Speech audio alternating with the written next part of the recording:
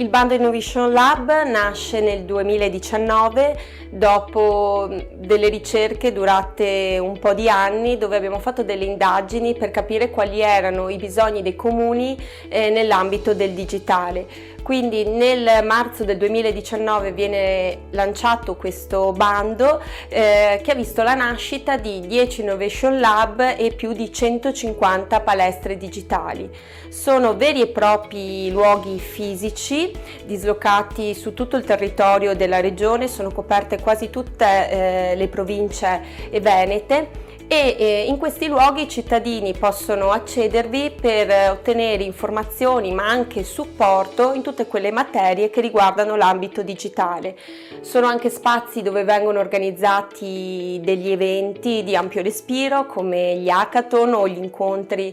col mondo dell'imprenditoria, proprio perché l'obiettivo di questo progetto era quello di far lavorare insieme sull'ambito del digitale il mondo dell'impresa,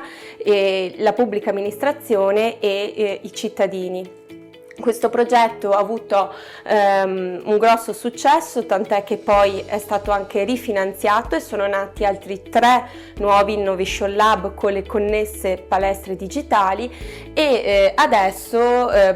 con i nuovi fondi del PNRR questi spazi verranno consolidati e ne verranno aperti di nuovo. Diventeranno dei centri di facilitazione digitale, quindi non si chiameranno più palestre digitali, ma avranno questa denominazione che sarà una denominazione a livello nazionale,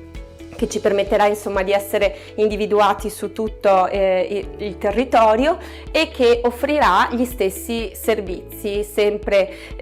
rivolti verso i cittadini e al dialogo tra il mondo dell'impresa e il mondo della pubblica amministrazione.